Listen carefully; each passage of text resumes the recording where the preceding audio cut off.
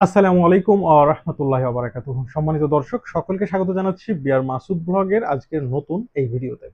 বন্ধুরা, আজকে জানাবো সৌদির ওয়ার্ক পারমিট ভিসা সম্পর্কে এবং কি কি পদে সৌদি আরব লোক নিবে, বেতন কেমন হবে এবং প্রায় এর অ্যাপ্রক্সিমেটলি খরচ কেমন আসবে এবং আপনাদের আবাসন ব্যবস্থা কি হবে এবং কিভাবে কোথায় কাজ হবে ডিটেলস জানিয়ে দেব।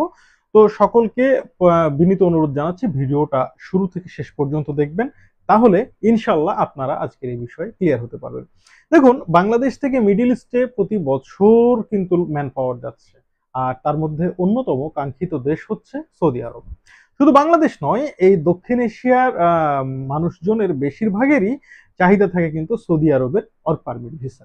কারণ সৌদি আরবের কর্মপরিবেশ যে কোনো দেশের তুলনায় অনেক বেটার। সেখানে বেতনও অন্যান্য দেশের তুলনায় অনেক বেশি। তো যার কারণে বাংলাদেশ বলেন বা ভারত বলেন, যে কোনো দেশের মানুষই সেখানে যেতে চাইবে, এটাই স্বাভাবিক। তো এই ভিসাটা হচ্ছে মূলত কোম্পানির ভিসা। এই সৌদি আরবের একটা বেসরকারি কোম্পানি এই জবটা অফার করেছে। তো এক্ষেত্রে আপনাকে যেটা করতে হবে যে আপনার এই যে সমস্ত পদে তারা লোক নিবে সেই সমস্ত পদে কিন্তু আপনার কাজের অভিজ্ঞতা থাকতে হবে। যে সমস্ত পদে লোক নিবে সেটা হচ্ছে পেইন্টার, ওয়েল্ডার এবং গ্রাইন্ডার। তো পেইন্টার পদে যারা যাবেন তাদের বেতন হচ্ছে 1700 রিয়াল। ওয়েল্ডার যারা যাবেন তারাও কিন্তু 1700 রিয়াল, আর গ্রাইন্ডার যারা যাবেন তাদের হচ্ছে 2000 রিয়াল।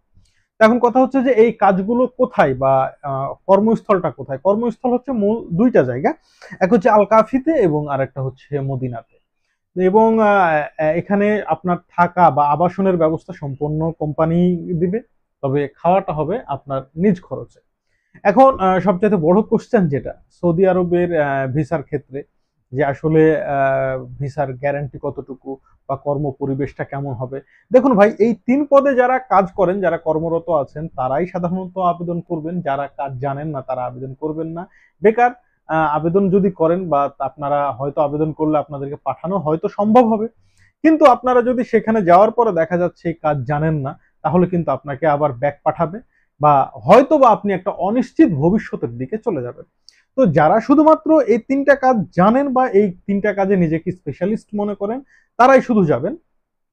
যারা মনে করেন যে না, এই কাজ আপনি জানেন না, তারা দয়া করে আমার সাথে যোগাযোগ করবেন না। যারা যেতে চান তারাই শুধুমাত্র আমার সাথে যোগাযোগ করবেন।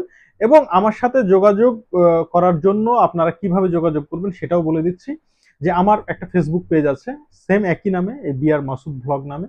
তো বিআর মাসুদ ব্লগ নামক পেজে যাবেন, অবশ্যই আপনারা ফলো এবং লাইক দিবেন পেজটাতে।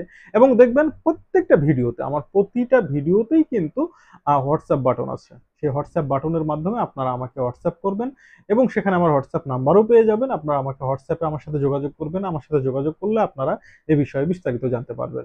তো এটা তো গেল হচ্ছে যোগাযোগ। এখন অনেকেই হয়তো জিজ্ঞেস করবেন যে আসলে খরচ কত আসবে। দেখুন ভাই, এখানে খরচ আসবে প্রায় ৪ লক্ষ টাকা। প্রায় ৪ লক্ষ টাকা, হয়তো কিছু কম বেশি হতে পারে, তবে অ্যাপ্রক্সিমেট ৪ লক্ষ টাকা এটাই খরচ হবে।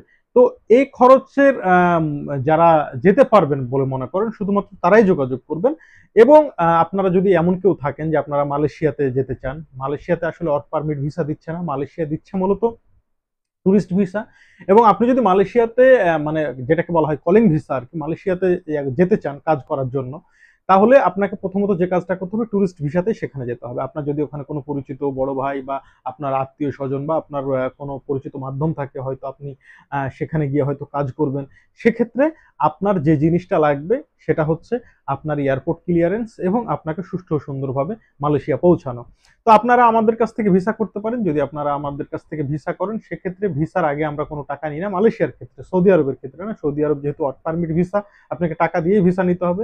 আর মালয়েশিয়ার ভিসার ক্ষেত্রে যেটা, সেটা হচ্ছে আপনি আগে ভিসা পাবেন, তারপরে আপনি টাকা পেমেন্ট করবেন।